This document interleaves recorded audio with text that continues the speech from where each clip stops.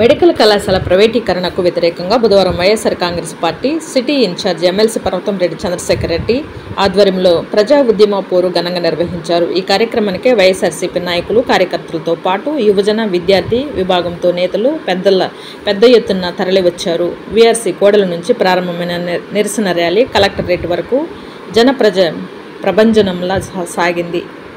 ఈ కళాశాలలో ప్రైవేటీకరణకు వ్యతిరేకంగా విద్యార్థి, యువజన నాయకులు నినాదాలు చేశారు. అనంతరం జిల్లా కలెక్టరేట్లో వైఎస్ఆర్సీపీ నేతలతో కలిసి MLC Parvathareddy Chandrasekhar Reddy, joint collector కలిసి మెడికల్ కళాశాలలో అనుమతి ఇచ్చిందని, ప్రైవేటీకరణను విరమించుకునేలా ప్రభుత్వానికి తమ అభ్యర్థనను తెలియజేయాలని కోరుతూ మెమోరాండం అందజేశారు.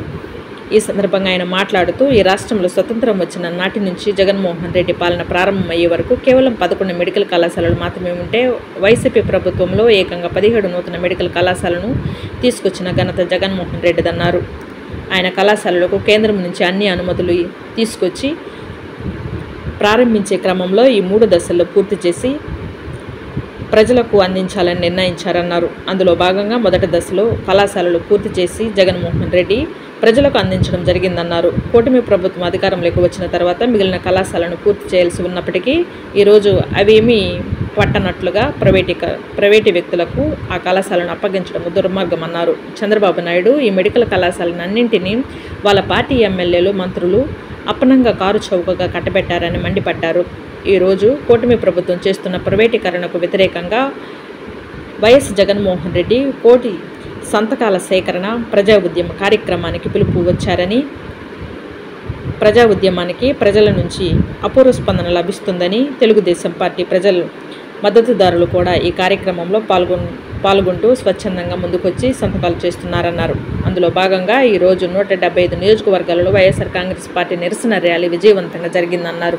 ఈ ఉద్యమానికి లభిస్తున్న స్పందన చూస్తే అర్థమవుతుందన్నారు. ఈ కార్యక్రమంలో వైఎస్ఆర్ కాంగ్రెస్ పార్టీ నాయకులు, కార్యకర్తలు, ప్రజలు, విద్యార్థులు పెద్ద సంఖ్యలో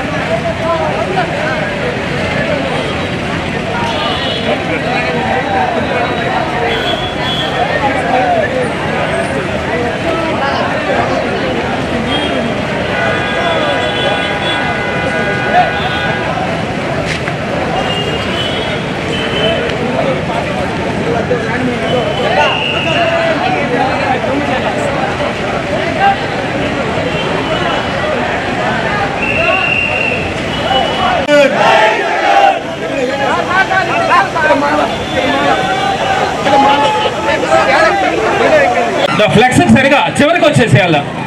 నాకు కొంచెం ఇస్తారు కొంచెం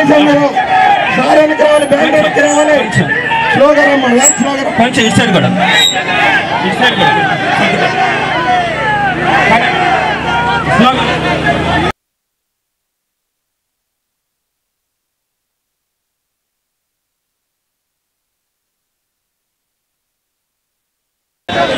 ముందుకు రండి అమ్మా, కొద్దిగా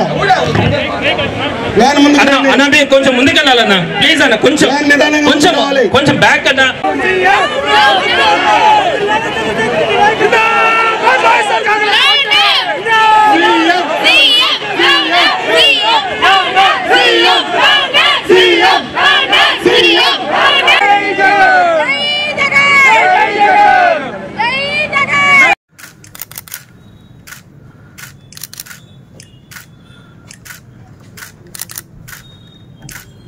ఓకే సార్.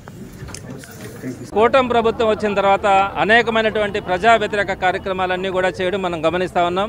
అందులో భాగంగా ఈరోజు వారు చెప్పినటువంటి ప్రతి హామీని కూడా తొంగలో తొక్కి ప్రజలందరినీ కూడా పేద ప్రజలందరినీ కూడా మోసం చేసి ఈరోజు నటురోడ్డును పెట్టిన పరిస్థితులు కనపడతా ఉంది.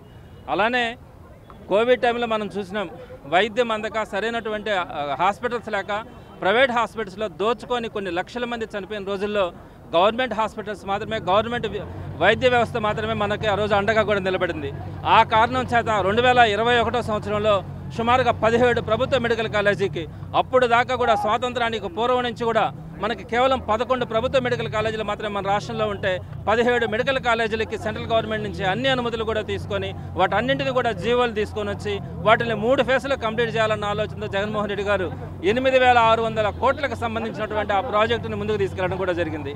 అయితే జగన్మోహన్ రెడ్డి గారు అనుకున్న ప్రకారం మొదటి ఫేజ్లో 5 కాలేజీలను కంప్లీట్ చేస్తానన్నాడు.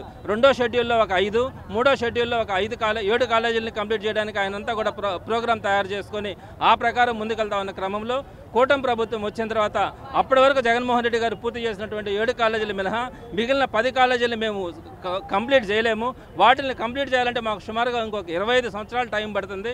కాబట్టి వాటన్నిటిని కూడా ప్రైవేట్ వాళ్ళకి మేము అమ్మేస్తామని చెప్పి ఈరోజు ఆ 10 కాలేజీలను అమ్మడానికి ఆయన టెండర్స్ కూడా తీసుకోవడం జరిగింది. దీనికి వ్యతిరేకంగా జగన్మోహన్ రెడ్డి గారు అనేక ప్లాట్ఫామ్స్ మీద మేమంతా కూడా దీని మీద పోరాటం కూడా చేస్తూ ఉన్నాం. అటు అసెంబ్లీ కౌన్సిల్లో కూడా వీటి గురించి గట్టిగా కూడా మాట్లాడడం కూడా జరిగింది. అయినా ఏ మాత్రం కూడా చంద్రబాబు నాయుడు సిగ్గుపడకుండా, సిగ్గు లేకుండా పేద ప్రజలకు చెందాల్సినటువంటి ఆ ప్రభుత్వ మెడికల్ కాలేజీలన్నింటినీ కూడా ప్రైవేటు వాళ్ళకి, అందులో కూడా ఆయన ఎమ్మెల్యేలకి, మంత్రులు అందరికీ కూడా అతి చీప్గా సుమారుగా 100 రూపాయల ఎకరా లెక్కన వారందరికీ కూడా కట్టబెట్టే ప్రయత్నం చేస్తూ ఉన్నారు. దీనికి సంబంధించి జగన్మోహన్ రెడ్డి గారు 1 కోటి మందితో సంతకాలు పెట్టించి రాష్ట్ర గవర్నర్ గారికి లేఖలు పంపించాలని చెప్పి ఆ కార్యక్రమం కూడా మేము చేస్తూ ఉంటే ఈరోజు పెద్ద ఎత్తున ఆ కార్యక్రమంలో పాల్గొంటూ ఉన్నారు. ప్రతి ఒక్కరికి కూడా ఒక కడుపు మంట. ఏదైతే మోసపోయినామో, ఎన్ని మాటలు చెప్పి మనల్ని మోసగించినారో ఆ మోసాల్లో నుంచి ప్రతి సంతకం కూడా ఈరోజు మాకు పెట్టడం కానీ, సుమారుగా మేము అనుకున్నటువంటి మా నియోజకవర్గంలో ఒక 60,000 సంతకాలు అనుకుంటే సుమారుగా 1,00,000కు పైగా సంతకాలు ఈరోజు మేము పెట్టడం కూడా జరిగింది. దీనికన్నిటికీ కూడా గవర్నర్ గారికి ఆ లేఖలు పంపించడంతో పాటు రాష్ట్ర ప్రభుత్వానికి కూడా మన అసంతృప్తి తెలియాలన్న ఆలోచనతో 175 నియోజకవర్గాల్లో కూడా ప్రతి నియోజకవర్గంలో కూడా పెద్ద ఎత్తున ర్యాలీలు నిర్వహించి కలెక్టర్ గారికి కానీ, డిఆర్ఓకి కానీ, ఆర్డీఓకి కానీ, అలానే ఎంఆర్ఓలకు కూడా మనమంతా కూడా రిప్రజెంటేషన్స్ ఇవ్వాలన్న ఆలోచనతో ఈరోజు జగన్మోహన్ రెడ్డి గారి చెప్పినటువంటి సలహా మేరకు ఈరోజు ఈ కార్యక్రమం కూడా ఏర్పాటు చేయడం కూడా జరిగింది. ఈరోజు చాలా చక్కగా నెల్లూరు నగర నియోజకవర్గంలో ఈ కార్యక్రమం కూడా ప్రారంభమైంది. తప్పకుండా కలెక్టర్ గారికి ఇవ్వడం కానీ, ఒకవేళ అనుకోని పరిస్థితుల్లో ఈ మెడికల్ కాలేజీలన్నీ కూడా ప్రైవేట్ పరంగానే చేస్తే రాబోయే రోజుల్లో వైఎస్ఆర్సీపీ ప్రభుత్వం వచ్చిన తర్వాత వాటన్నిటిని కూడా వెనక్కి తీసుకొని గవర్నమెంట్ హ్యాండ్ఓవర్లో రన్ చేసి పేద ప్రజలందరికీ కూడా వైద్య విద్య అందుబాటులో ఉండేలాగా చేయడం తప్పకుండా జరుగుతుందని ఈ రూపంగా తెలియజేస్తా ఉన్నాను.